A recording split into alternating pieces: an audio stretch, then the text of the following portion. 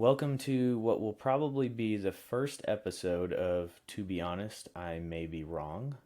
If you're looking for an in depth introduction, you can go back to episode 0, where I introduced myself and the podcast, talk a little bit about my background, the theme, the genesis of this podcast. In this episode, I talk about the modern day news, how we got to this point, and the dangers associated with the division being sown.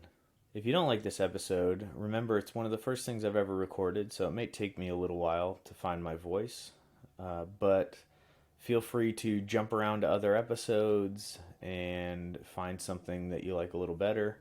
But with that, let's get into episode number 1. It's no secret that the division in this country is being manufactured by those with a vested interest, from social media algorithms to Russian trolls, but probably the worst offenders are the mainstream news. These sources that we've been told to trust for generations are suddenly turning us against each other. Where journalists once went to school to learn objectivity and integrity, now the only thing that they learn is what grabs attention and holds engagement. While the findings of people like Rene DiResta and the Internet Research Agency are interesting, we hardly need the Russians to pit neighbor against neighbor and weaken the fabric of our society. In 2012, a former executive from the Coca-Cola Company made waves when he went public with the strategy that the company used in the late 90s, which targeted stomach share. This strategy recognized that the human stomach only had so much space, and in order to increase market share, Coke would have to increase the percent of the stomach that its products filled at mealtimes. Where major news outlets used to compete with each other to be the first to get the scoop on a story, they now compete with other forms of media using clickbait headlines and engineering outrage. Major media is big business, and like any other, it's competing for your attention. Not just among its outlets, as it always has, but now with social media, Netflix, and any other form of screen time. Many believe news media is merely widening the gap between groups already in opposition. The truth, however, is far more dangerous as stories become movements and drive would-be allies to force misunderstanding and anger. Outlets demand that their tribe not only absorb material, but violently engage to spread their gospel. Let's pretend for a minute that you and I are friends. Actually, if you're listening to this, you and I probably are friends. We both agree that racism is one hell of an issue that needs to be addressed, requiring a lot of work and attention to make improvements. You come to me with the story of Breonna Taylor, outraged at the racist aggression. I'm unfamiliar with the story, so I go do some research to educate myself.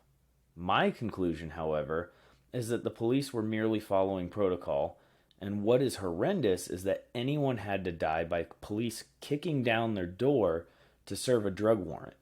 Given the current policies towards drugs and drug enforcement, to me, it's not surprising something like this would occur regardless of race. Once upon a time, we would have had a spirited discussion about the details of a specific case, understanding that neither of us was present, or capable of reading the mind of anyone had we been present. Nowadays, there's only one option. You have to disavow me as a racist, and I have the choice to either comply with the acceptable conclusion of every case, or lose my tribe and possibly more. On that point, it is important to remember that we can't read minds, and a movement doesn't have to hinge on one single or every single case. If someone is biased and commits a heinous act, but the bias doesn't play a role in that act, maybe they're acting on instinct, does it still count as a biased act, or racism, hate crime, whatever? Whether it does or doesn't, is the existence of that bias any less problematic just because it wasn't the driving factor in that incident? Understanding of individual cases is important to build an aggregate. Aggregates help us identify patterns and truths, and these patterns and truths are what should be sufficient to drive movements. Argument over details is healthy to help us accurately paint the broader picture, but letting that argument grow to a level that turns friend to foe is neither healthy for the individuals nor productive to a movement. Now, to compound the issue, enter the age of COVID. With less human contact, our countrymen and neighbors are less human. In an age of unhealthy forms of interaction on the web, all interaction is being driven online, where it's easy to jump to outrage at the non-human in our screens. Not to mention the fun we get to have picking another tribe, masker or anti-masker.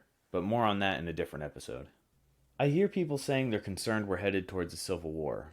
My response to that is we should be so lucky that the lines were that clear. What would be the sides in a civil war? There are too many issues with too many hard lines. What if you're an anti-racist, anti-masker who supports the LGBTQ community, but not gender reassignment for children? When it comes time to pick up a weapon in the Civil War, what side are you fighting for? How many sides are there going to be? The truth of the matter is, there will be no civil war. The real threat here is the complete disintegration of our society. We'll either weaken to the point where one of our enemies walks right over us, or we'll just implode on ourselves. Businesses are going to do what businesses do. They're going to seek growth and protect their existence, even if that means turning us against each other. But these strategies only work if we buy into them. It's our duty as consumers to move the hand of the market. It's time we stop engaging with these stories, return to civility, and seek truth before victory. And that's all for episode 1. I'm going to release these first few episodes in a batch, so there should be other episodes up for you to continue listening. Not all episodes will be this short. The only other episode I've recorded so far is looking like it's going to be about 40 minutes long. So definitely different lengths for car rides or whatever if you like that longer form podcast. If you want to reach out with questions, comments, or content ideas, or just get more involved, you can reach me at, to be honest, I may be wrong at gmail.com, or you can find me on Instagram at tbh_I may be wrong. Thank you for listening, and remember, I may be wrong, but that ability to test ideas, learn, and grow is what makes this country great. So be honest, allow yourself to be wrong sometimes, and be fearless in the exercise of your rights.